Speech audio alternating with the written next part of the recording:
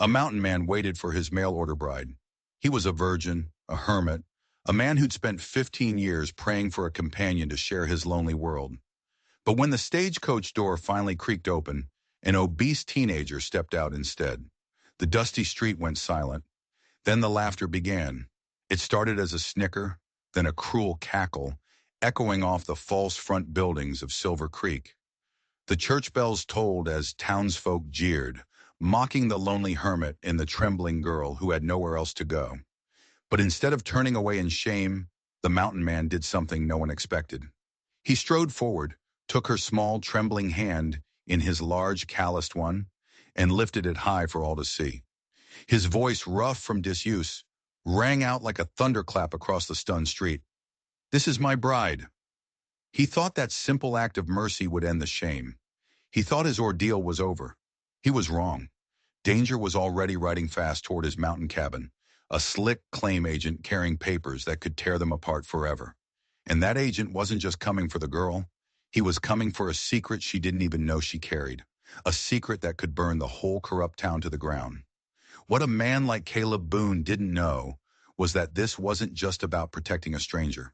This was about starting a war.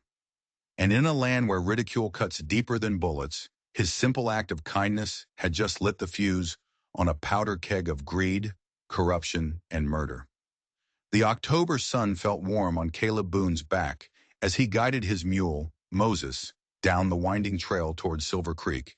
He'd scrubbed his hands pink, trimmed his beard close, and pressed his Sunday coat until the moss and wrinkles surrendered. His stomach churned with a nervous energy he hadn't felt in 15 years. After a lifetime of solitude, he was finally taking a wife. He'd written to the marriage broker 6 months ago, a careful, block-lettered request for a mature widow. Someone practical, someone who understood hardship and wouldn't expect poetry from a man who spoke more to his mule than to other people. He just wanted someone to share the silence with. The first dusty buildings of Silver Creek came into view, and Caleb's throat tightened. Townsfolk were already gathering near the stage depot, their faces a mixture of pity and cruel curiosity. News traveled fast, and the virgin hermit's mail-order bride was the best show in town. He tied Moses to the hitching post, the mule snorting, far more at ease than its master. Whispers followed him like burrs on a wool coat. "There he is now," someone muttered, "crawled down from his mountain for the big day. Reckon any woman desperate enough to answer his ad knows what she's getting into." Another voice snickered. Caleb's ears burned, but he kept his eyes fixed on the rutted road. He clutched his hat, working the brim between his calloused fingers, the morning's confidence evaporating under the heat of their stares. Mrs. Henderson, the minister's wife, approached with a sympathetic smile that felt more like a slap. "Good morning, Mr. Boone," she said, her voice dripping with pity. "We're all so pleased you're finally taking this step." Then he heard it, the distant rumble of wooden wheels and thundering hooves. His heart hammered against his ribs. The stagecoach appeared, kicking up a cloud of dust as it lurched toward the depot. More people poured out of shops, their faces hungry for the spectacle. The coach groaned to a stop, brake chains rattling. "Mail and passengers for Silver Creek," the driver called out. Caleb stepped forward, his hands trembling as he waited for his first glimpse of the woman who would share his life. The future he'd prayed for was just behind that door. The coach door swung open with a piercing squeak, and the world went silent. It wasn't a mature widow. It wasn't even a woman. It was a girl, a child, barely 17, who tentatively emerged, clutching a battered carpet bag in one hand and a sealed envelope in the other. And she was large, severely overweight, her faded blue dress straining at every seam, her round face flushed a deep, painful red. The silence broke, not with greetings, but with a wave of poorly concealed titters and gasps. A group of boys on the boardwalk began to point and laugh openly. "That's his bride?" someone whispered, loud enough for the whole town to hear. "Poor man got swindled proper." "Looks like he ordered 2 wives in one," another voice jeered. Caleb stood rooted to the spot, a storm of shame and anger churning inside him. He'd prayed for a companion, and God had sent him this, a child, a broken, burdened child. The girl's eyes, wide with fear, darted around the cruel faces before settling on him. Recognition flickered. She knew who he was. Her fingers tightened on her bag as she took a hesitant step forward. "Mr. Boone?" Her voice was a bare whisper, trembling like an autumn leaf. "Yes, miss." He forced the words past the knot in his throat, aware of every eye dissecting their awkward exchange. She held out the sealed envelope. "From Reverend Matthews. He said to give you this straight away." Caleb took the letter, his fingers brushing against hers. They were ice cold. He could see the dark circles under her eyes, the exhaustion of a long, lonely journey. More snickers erupted from the crowd. One of the boys made an exaggerated waddling motion, sending his friends into fits of laughter. The girl's lower lip trembled. She was trying so hard not to cry, and in that moment something inside Caleb shifted. The shame he felt for himself was nothing compared to the fury he felt at the cruelty being aimed at this vulnerable girl. It was the same viciousness that had driven him into the mountains in the first place. He looked at the stage driver, who was busy unloading mail sacks. The driver just shrugged. "Her fare's paid, mister. Stepfather made no provision for a return ticket. She's yours now, for better or for worse." For better or for worse. The words echoed in Caleb's soul. Before he could second-guess himself, before the devil of pride could whisper in his ear, he acted. His large, work-roughened hand found Lydia's soft one. She flinched, startled, looking up at him with wide, uncertain eyes. In one fluid motion, he raised their joined hands high above their heads. His voice, clear and strong, boomed across the crowded street, silencing the mockery. "This here's my bride." The declaration hung in the air like thunder. Stunned silence. Even the troublemakers by the saloon fell quiet, caught off guard by this unexpected defiance from the shy mountain man. Caleb didn't wait for their reaction. "Come along, Mrs. Boone," he said, loud enough for all to hear, tucking her hand into the crook of his arm. He positioned himself between her and the crowd, a living shield against their venom. "Let's get you something warm to wear. These mountain evenings can bite fierce." He guided her toward Whitaker's Mercantile, his tall frame blocking her from the worst of the stairs. As the bell above the store door chimed, he felt her lean against him, just for a second, a silent admission of her terror and relief. He had made his stand. But as they stepped into the relative quiet of the store, he saw a man in a fancy suit watching them from the saloon across the street. The man wasn't laughing. He was smiling, a cold, calculating smile that promised this was far from over. Inside the Mercantile, the air smelled of coffee beans, leather, and dust. Mr. Whitaker, the store owner, looked up from his ledger, his face a mask of polite curiosity. Lydia's composure, held together by sheer will, finally began to crumble. Her hands shook as she pulled the preacher's letter from her bag. "Sir," she whispered, her voice cracking, "you should read this before you make any declarations you might regret." Caleb took the envelope. The paper crackled as he unfolded it, revealing the neat, precise handwriting of Reverend Thomas Matthews from Kansas City. "Dear Mr. Boone," the letter began, "I write concerning the bearer of this letter, Miss Lydia Parker. Her circumstances are delicate. Her stepfather, Mr. James Harrison, has arranged this match out of what he terms necessity. While I have reservations about the hasty nature of these arrangements, Miss Parker has conducted herself with admirable grace. I pray you will show Christian charity in this matter." Anger, hot and sharp, flared in Caleb's chest. He read between the lines. Necessity.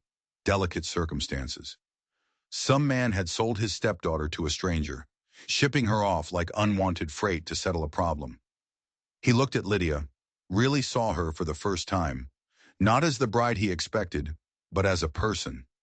He saw the exhaustion etched into her young face, the way she held herself as if expecting a blow at any moment. "Can I help you folks find anything today?" Mr. Whitaker cleared his throat, reminding Caleb they weren't alone. "Yes," Caleb said, carefully folding the letter and tucking it away. His voice was firm. "My bride needs a proper shawl, something warm for the mountain weather." Lydia's head snapped up, surprise shining in her tear-bright eyes. Despite the letter, despite everything, he was still claiming her. He was still calling her his bride. Mr. Whitaker brought out several shawls, and Caleb chose a thick wool one in a deep, comforting blue. It cost more than he'd planned, but the way Lydia's fingers reverently stroked the soft fabric made it worth every penny. He helped her wrap it around her shoulders, the color bringing out hidden highlights in her dark hair. "Thank you," she whispered. It was the first time she had spoken directly to him since his declaration. The sun was sliding toward the mountains when they left the store. Most of the crowd had dispersed, but curious eyes still watched from shop windows. Caleb helped Lydia onto his mule, Moses trying not to notice how the animal dipped under the unexpected load. He decided to lead the mule on foot. As they started up the winding trail into the high country, the golden aspen leaves whispered secrets on the cooling evening air. The silence between them stretched, thick with unasked questions. The last rays of sunlight painted the peaks in shades of pink and purple when Lydia finally spoke again. "Thank you," she said, her voice barely louder than the mule's soft footfalls. "No one's ever... When you took my hand back there..." She trailed off, unable to put the enormity of his small kindness into words. Caleb kept his eyes on the trail. "Ain't right," he said gruffly, "treating folks that way. Bible says we're all God's children." A fresh tear slid down Lydia's cheek, catching the last light of day. She pulled the blue shawl tighter, as if trying to hold on to the warmth of his unexpected decency. Stars were just beginning to dot the darkening sky when she spoke again, her words barely audible. "My stepfather. He said no one would ever want me, that I should be grateful anyone would take me at all." Caleb's hands tightened on the reins. "Your stepfather was wrong about a lot of things, Miss Lydia. Reckon that's just one more to add to the list." Night had fallen completely when they finally reached the clearing. In the starlight, Lydia could just make out the dark bulk of a cabin, a solitary outpost against the vast wilderness. It wasn't grand, but it looked sturdy, cared for. "Come on in," Caleb said, holding a lantern high. The golden light revealed a single room, neat as a pin. A stone hearth dominated one wall. A narrow cot with a patchwork quilt stood in one corner. And a solid wooden table with two chairs occupied the center. There were shelves with dried goods, tools, and a few books, including a well-worn Bible. It was a man's space, functional and stark. She stood awkwardly just inside the door, suddenly aware of how much space she took up. I don't want to be in your way." Caleb shook his head, moving to lay a fire. "You ain't in the way. Been meaning to build on another room come spring anyway." Soon a cheerful blaze crackled in the fireplace. He cooked a simple meal of beans and cornbread, and they ate in a silence that was less awkward now, more companionable. After they'd eaten, Lydia's curiosity got the better of her. The cabin was so Spartan, so devoid of any feminine touch. "Mr. Boone," she began softly, "may I ask, what happened to your wife? The one before, I mean." She steeled herself for a story of tragedy, of death, or abandonment. Caleb was silent for a long moment, his back to her as he stared into the fire. When he finally spoke, his voice was low and rough with an emotion she couldn't place. "Never had one. Never had any wife at all." Lydia blinked. "But you must be near 40 years old." 38 come winter," he said, turning to face her. His expression was a raw mix of shame and defiance. "Been alone all my life. Waiting, I reckon. Waiting to do things proper, according to God's word." The meaning of his words slowly sank in. He wasn't a widower. He was like her, untouched, unwanted, alone. The town's cruel mockery, the virgin hermit. It was true. And suddenly, his fierce defense of her at the stagecoach stop made a different kind of sense. He wasn't just defending a stranger. He was defending himself. She whispered, the words catching in her throat. "I've never been wanted either." The silence that fell between them was no longer empty. It was filled with a shared, heartbreaking understanding. Caleb cleared his throat, breaking the spell. "You take the cot," he said gruffly. "I'll sleep here by the door. Safer that way." He laid out a bedroll near the hearth, turning his back with a quiet promise, "I won't look," so she could change. As Lydia lay under the patchwork quilt, listening to the strange night sounds of the mountain, she thought about the man lying just a few feet away. A man who had waited his whole life for a proper wife, only to be sent her, young, unwanted, too large. Yet he had shown her nothing but kindness. As she drifted to sleep, she felt a fragile sense of peace. But peace on this mountain was a fleeting thing. Just as the fire burned down to glowing embers, a loud, insistent knock echoed from the cabin door. It wasn't a tentative rap. It was a demand. Caleb was on his feet in an instant, his hand reaching for the rifle mounted above the door. Lydia sat bolt upright in the cot, her heart pounding in her chest. Who could possibly be out here, in the dead of night, miles from town? Caleb moved silently to the door, peering through a small crack in the logs. He saw the faint outline of a man on horseback, a second horse standing behind him. This was no lost traveler. This was trouble. "Who's there?" Caleb called out, his voice a low growl. A smooth, oily voice replied from the darkness, a voice he recognized from the saloon in town. "Mr. Boone, my name is Dillard. We have business to discuss concerning your property." Caleb's hand tightened on the rifle. "She ain't property," he growled through the thick wooden door. "Now state your business or ride on." "Oh, I think you'll want to hear this." Dillard's voice oozed false sincerity. "It concerns a certain contract signed by one Mr. James Harrison, a contract of indentured servitude." The words hit Lydia like a physical blow. She gasped, pressing a hand to her mouth. Indentured servitude. It was worse than she'd imagined. Caleb slowly unbarred the door, keeping the rifle leveled. Dillard stood on the porch, immaculate in his city suit, holding a lantern that cast long, dancing shadows. He held up a sheaf of papers. "The law is quite clear, Mr. Boone. Mr. Harrison, in lieu of significant debts to the Western Railroad Trust, signed over the contract for his stepdaughter's labor. She was to be delivered to the railroad's work camp and boarding house in Silver Creek." "That's a lie," Lydia cried from behind Caleb. "The Marriage Bureau." "A clever fiction, my dear," Dillard said with a condescending smile. "A convenient way to transport you without raising questions. Your stepfather is a resourceful man." He looked at Caleb, his eyes glinting in the lantern light. "Your public declaration is charming, but legally meaningless. You have no marriage license. You have no legal claim. This contract, however, is ironclad." Caleb's mind raced. The preacher's letter, the warning about necessity, it all clicked into place with horrifying clarity. This wasn't a bad match. It was a trap.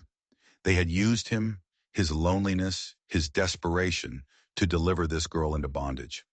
"I'll give you 24 hours, Dillard said, his tone turning sharp. "Produce a valid state-issued marriage license by this time tomorrow, and perhaps we can discuss a buyout of her contract. Fail to do so, and I will return with the deputy to collect the railroad's property." He placed the papers on the porch railing. "The choice is yours, Boone." With that he turned, mounted his horse, and disappeared into the darkness, leaving a chilling silence behind him. Caleb slammed the door and barred it, his knuckles white. He turned to Lydia. She was standing by the cold hearth, her face a mask of utter despair. "He didn't just send me away," she whispered, her voice hollow with the awful truth. "He sold me. My own stepfather. Sold me." She sank onto one of the wooden chairs, her body shaking with silent sobs. Caleb felt a rage so pure and hot it nearly blinded him. He wanted to chase after Dillard, to drag him from his horse but violence wouldn't solve this. Dillard had the law on his side. They were trapped. "We'll ride to town at first light," Caleb said, his voice hard as granite. "We'll see Reverend Pike. He sent that letter. He must know something more." The ride down the mountain at dawn was a blur of fear and desperation. When they reached Silver Creek, the town was just waking up, but eyes followed them, and the whispers started again, this time with a different flavor. "Look there. He's bringing her back already. Couldn't handle the load, I reckon." Caleb ignored them, guiding the mule straight to the small white parsonage beside the church. Reverend Pike answered the door, his face etched with worry, as if he'd been expecting them. He ushered them into his study, the room smelling of old books and lamp oil. "I feared this would happen," he said, his voice grave, after Caleb explained Dillard's late-night visit. "Dillard arrived in town the day before you did. I knew it was a race against time. What do you mean? Caleb demanded. The preacher sighed, running a hand through his thinning hair. I know James Harrison, or rather I know of him. His name has been connected to some of the railroad's shadier dealings. Rumors of men being signed on for work and disappearing, of families losing their land over manufactured debts. He looked at Lydia with deep compassion. When I received the request to match you with Mr. Boone, something felt wrong. The urgency, the lack of detail. I suspected Harrison was trying to get you out of Kansas City for a reason. I chose Mr. Boone, he said, looking at Caleb, because I know you to be an honorable, God-fearing man. I hoped, I prayed that by getting you here, under the protection of a good man's name, you would be safe before Dillard could make his claim. So the Reverend hadn't been a pawn. He'd been trying to save her, but his plan had failed. What can we do? Lydia asked, her voice small. Only a judge can rule on a contract like this, the Reverend said grimly.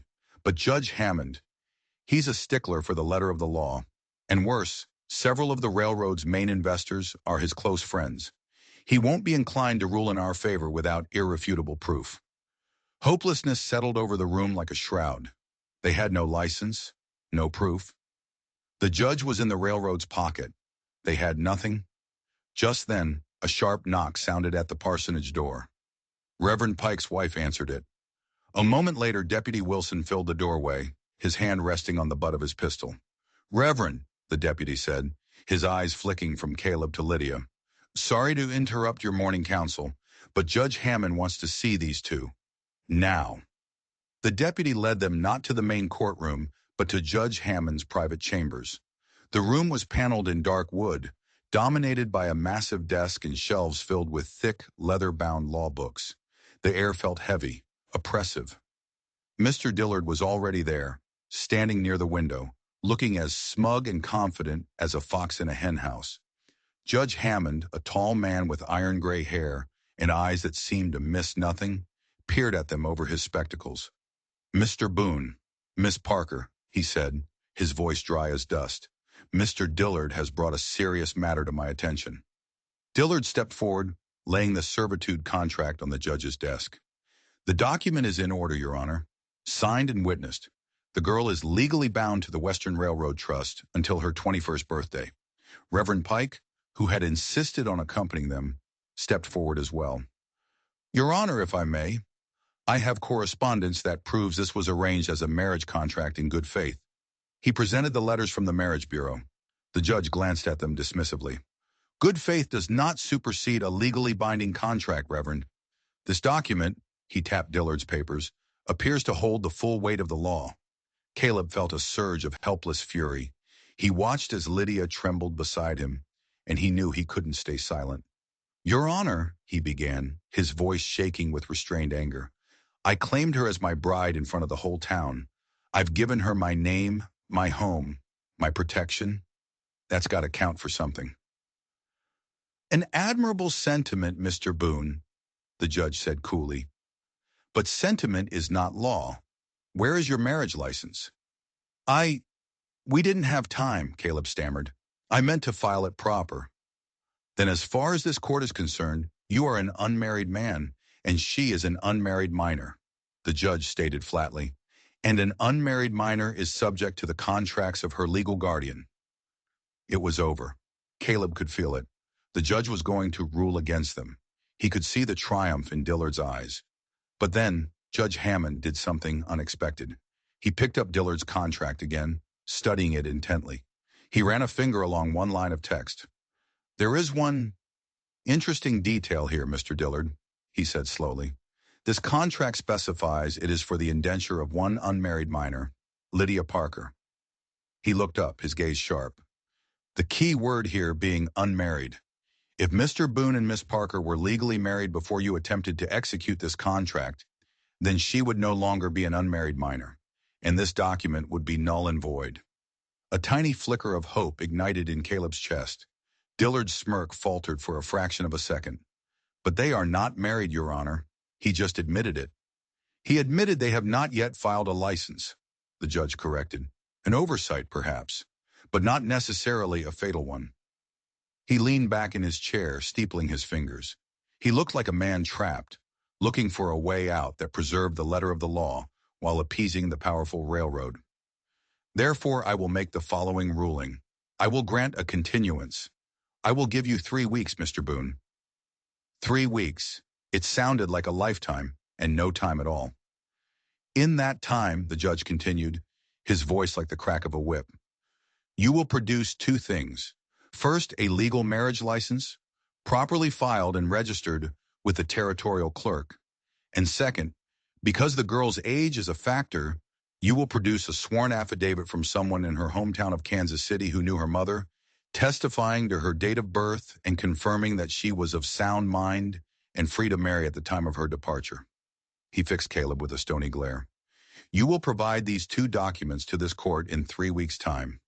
If you succeed, I will consider validating your union and voiding Mr. Dillard's contract. If you fail on even one count, he let the threat hang in the air. Then Miss Parker will be remanded to the custody of the railroad, as stipulated. This is my ruling. The finality in his voice was absolute. Caleb felt the blood drain from his face. A sworn affidavit from Kansas City? A town hundreds of miles away? In 3 weeks? It was impossible. They didn't know a single soul there. It was a death sentence dressed up as a second chance. As they were dismissed and walked numbly from the judge's chambers, Dillard fell into step beside them. A word of advice, Boone, he said in a low, mocking tone. You'll need more than a fast horse. You'll need a time machine. He laughed, a short, ugly sound. Tick-tock, mountain man. Tick-tock. The journey back to the cabin was a silent one, the judge's impossible demands echoing in their minds. 3 weeks to cross hundreds of miles, find a stranger to vouch for Lydia, and get a legal license. It was a fool's errand, and they all knew it. Back in the quiet solitude of the clearing, the weight of their predicament pressed down on them. The cabin, which had started to feel like a sanctuary, now felt like a cage, its walls closing in with every tick of the clock. That first night, they didn't speak of it. Instead, they channeled their fear and frustration into work. The next morning, Caleb took the Winchester down from its pegs. Time you learn to handle this proper, he told Lydia, his voice grim. If they come for you, while I'm gone... He didn't finish the sentence. He didn't have to. This wasn't a lesson in frontier living anymore. This was survival training. He showed her how to load, aim, and fire, his hands gentle but firm as he adjusted her stance. Her first shot went wide, the recoil slamming the stock into her shoulder, but she didn't complain. She set her jaw, took a deep breath, and tried again, and again. By the end of the day, she could consistently hit the knot on a log 50 paces away. There was a grim satisfaction in her eyes. She would not be taken easily. The days that followed fell into a tense rhythm. They worked from sunup to sundown, building fences, clearing new ground for a larger garden, splitting firewood. They were building a future they might never have, a defiant act of hope against a ticking clock. In the evenings, their shared desperation forged a new kind of intimacy. She would mend his torn shirts, her small, neat stitches, a stark contrast to his clumsy bachelor repairs.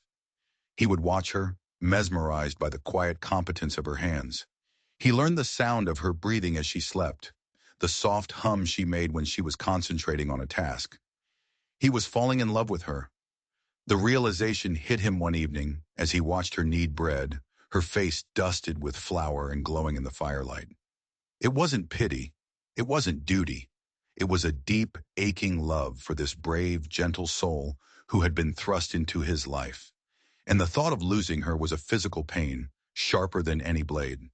That night, unable to sleep, he rummaged through an old trunk that had belonged to his mother.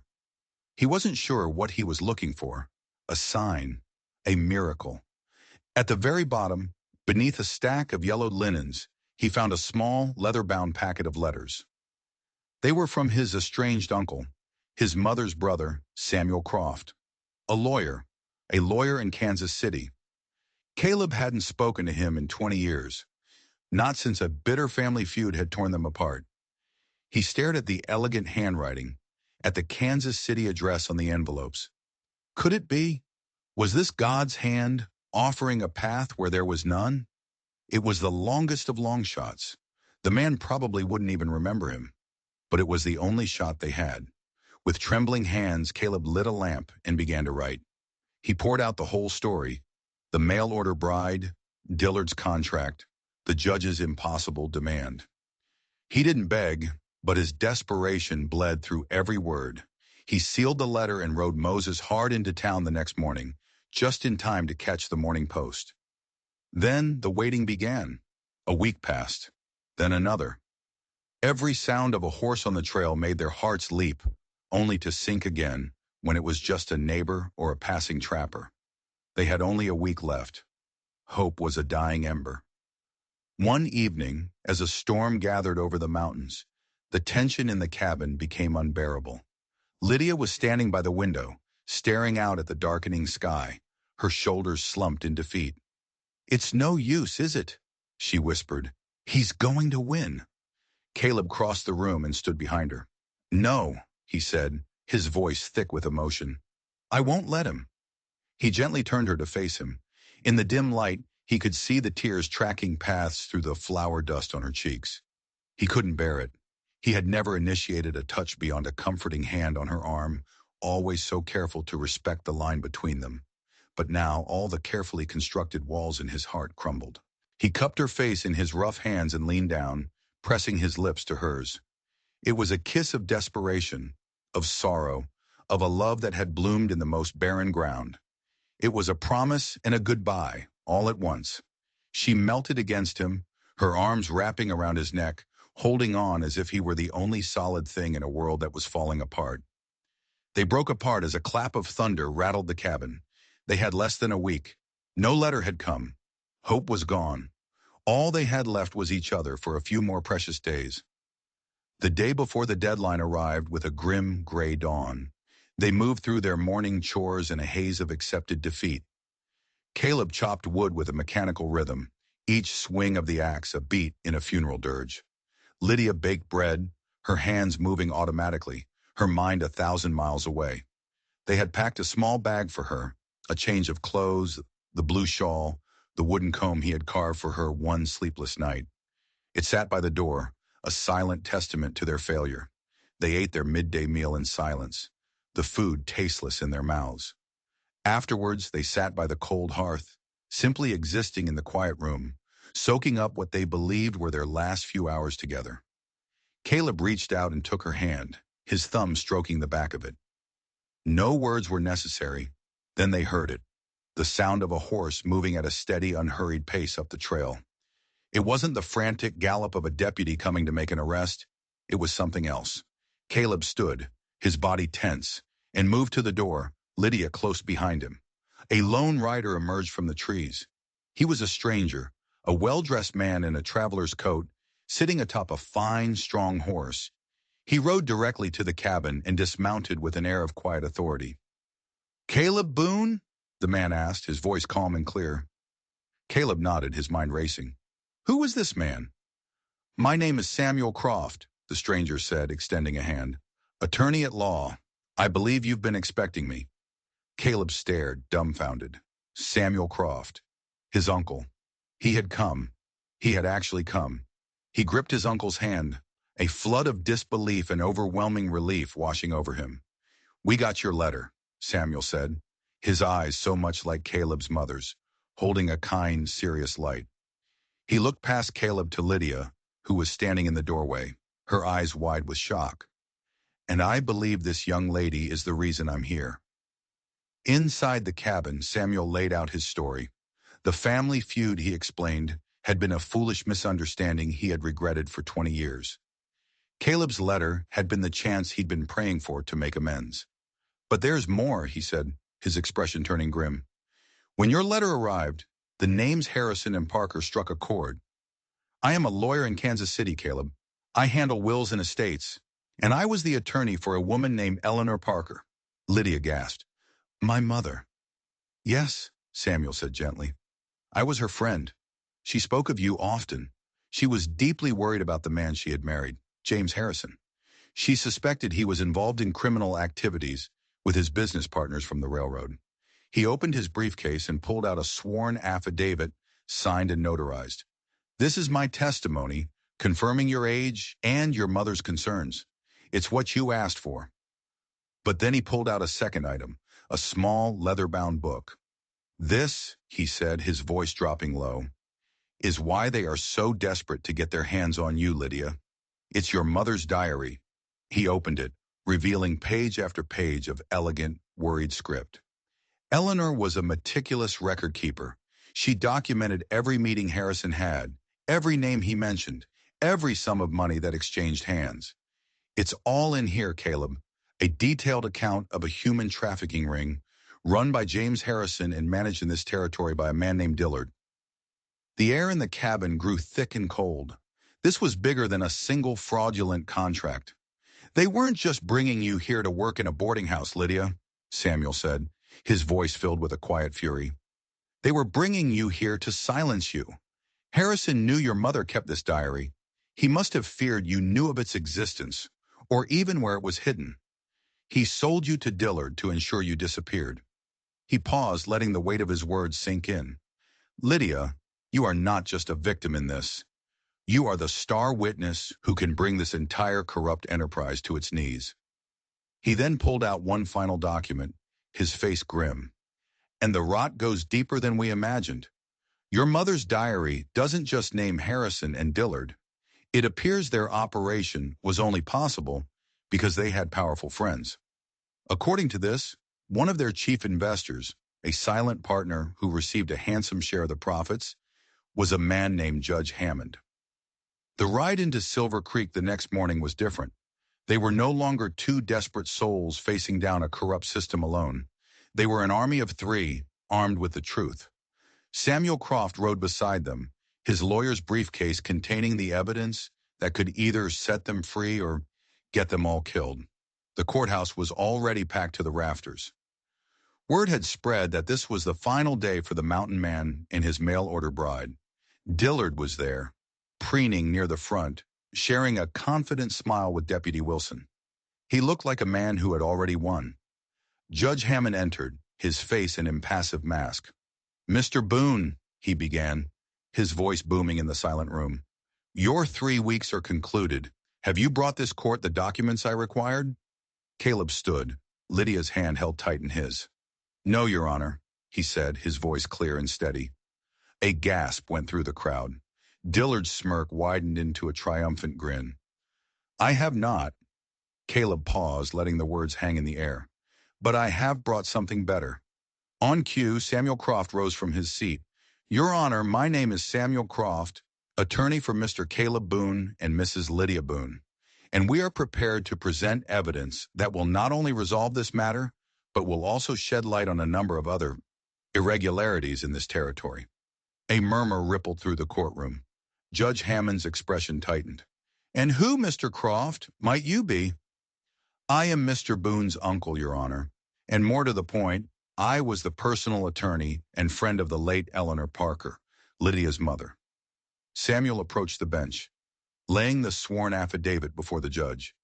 Here is the testimony you requested concerning Miss Parker's age and character. He then placed the small, leather-bound diary beside it. And here is her personal journal, a journal that details a criminal conspiracy of indentured servitude and human trafficking operated by Mr. James Harrison and Mr. Dillard here. He pointed a finger directly at the stunned railroad agent. Dillard shot to his feet. This is outrageous. Slander. These are the ravings of a dead woman. Judge Hammond picked up the diary, his hands trembling almost imperceptibly as he flipped through the pages. The courtroom held its breath. They could all see the color draining from the judge's face. He knew what was in that book. He knew his name was in there. This court, Judge Hammond began, his voice strained, will take this new evidence under. That won't be necessary, Judge. A new voice cut through the tension from the back of the courtroom. The crowd turned. Standing in the doorway were two grim-faced men wearing the badges of U.S. Territorial Marshals. Samuel Croft was kind enough to wire us a summary of this diary's contents, the lead marshal said, his eyes locked on the bench. Judge Hammond, you are under arrest for conspiracy, fraud, and profiting from human trafficking. Pandemonium erupted. Dillard made a desperate break for a side door, but Deputy Wilson, seeing instantly which way the wind was blowing, tackled him to the ground. As the marshals escorted a pale, trembling Judge Hammond from the bench in disgrace, the entire corrupt power structure of Silver Creek collapsed. The senior marshal appointed the young, nervous town clerk as the acting magistrate. The clerk, a good man who had long been intimidated by Hammond, took the judge's seat. His first act was to strike the gavel. In the matter of Parker versus Boone, he declared, his voice ringing with newfound authority, this court finds the contract presented by Mr. Dillard to be fraudulent and void. Furthermore, this court recognizes the public declaration of marriage made by Caleb Boone as a binding and legal act. He looked at Caleb and Lydia, a warm smile spreading across his face. I am empowering myself to issue a marriage license to you both, effective on that date. Congratulations, Mr. and Mrs. Boone. You are free. The courtroom exploded in cheers. People who had once mocked them were now on their feet, applauding. Caleb turned to Lydia, his heart so full he thought it might burst. He saw all the pain, all the fear, all the loneliness she had ever felt wash away from her face, replaced by a look of pure, radiant joy. He drew her into his arms right there in the middle of the courtroom, before God and everyone, and he kissed his wife. It wasn't a kiss of desperation or sorrow. It was a kiss of victory, of justice, and of a love that had been forged in fire and had come out stronger than steel. The mountain trail seemed to glow in the moonlight as Caleb guided Moses home. Lydia sat behind him, not on a separate mule, but on the same one, her arms wrapped tight around his waist, her head resting against his strong back. The world felt new, washed clean. The quiet of the mountains was no longer lonely, it was peaceful. As they rounded the final bend, they saw it, a soft golden light spilling from the window of their cabin. Caleb tensed, but then they heard it, the sound of laughter and the faint, cheerful music of a fiddle. Waiting on their porch and in the yard were their neighbors, the Petersons, the Hendersons, the blacksmith and his wife. They had brought covered baskets filled with food and lanterns to light the clearing. We heard the news, Mrs. Henderson called out, her kind face beaming. Figured you two deserved a proper wedding celebration. Lydia slid down from the mule, tears of gratitude streaming down her cheeks as Mrs. Peterson enveloped her in a warm hug. Someone pressed a plate of hot chicken stew into Caleb's hands. Mr. Wilson clapped him on the shoulder. You did a good thing, Caleb, the big blacksmith said, his voice gruff with emotion. You stood up when no one else would. You made us all proud. Inside, the small cabin was filled with warmth, light, and the happy chatter of friends. It was the first time they had ever had guests, and Lydia moved through the small space with a newfound grace, her face glowing with pride as she served slices of a berry pie she had baked. Caleb watched her, his heart swelling. He saw not a mail-order bride, not an unwanted girl, but his wife, strong, capable, and beautiful. After the last of the neighbors had departed, leaving behind promises to help build the new room onto the cabin come spring, a profound quiet settled. Caleb and Lydia stood before the hearth, the fire casting dancing shadows on the rough-hewn walls. For the first time there was no fear, no deadline, no threat hanging over them. There was only peace. Caleb took her hand. Mrs. Boone, he said softly, testing the name on his tongue. Lydia smiled, a slow, beautiful smile that lit up her whole face. Mr. Boone, she replied. They knelt together by the fire, not out of habit or desperation, but out of pure, heartfelt gratitude. Lord, Caleb's voice was a low, reverent rumble. We thank you for your mercy, for your justice, for making us a family. Amen, Lydia whispered, her head bowed. That night, for the first time, Caleb didn't lay his bedroll by the door. He drew Lydia close, into the warmth of the cot that was now their marriage bed. There were no more barriers between them. They were husband and wife in the eyes of the law, the town, and God himself. All the loneliness of their past lives melted away in the sanctuary of their covenant. Summer came, and the mountain bloomed. Their garden thrived under Lydia's gentle care. The corn grew tall, and the chickens clucked contentedly. Neighbors became friends, gathering in their cabin on Sundays to sing hymns. In town, hats were tipped in respect. The whispers were gone, replaced by greetings. One golden evening, as the sun set, Caleb presented Lydia with a small, beautifully carved wooden cradle. Tears welled in her eyes as she ran a hand over the smooth pine. He had carved it for the future they had won together. They stood in the doorway of their cabin, watching the last rays of light paint the peaks in glory, their hearts full of a peace that passed all understanding. Autumn arrived, and the mountain blazed with color. One evening after a simple meal, Caleb bowed his head. Lord, he prayed, we thank you for this bounty, for this home, for your grace. Lydia squeezed his hand, her heart full. They had been two of the most unwanted people in the world, a virgin hermit and an obese child. But here in this small cabin, under the eyes of God, they had found everything. They had found dignity. They had found faith. They had found love. And they had found that they were, and always had been, wanted after all. Thank you for being part of this story. Courage and kindness can feel like lonely choices, but they have the power to change the world, one small act at a time. If you believe that and you enjoyed our time together, don't forget to subscribe. There's a new story waiting for you every single day.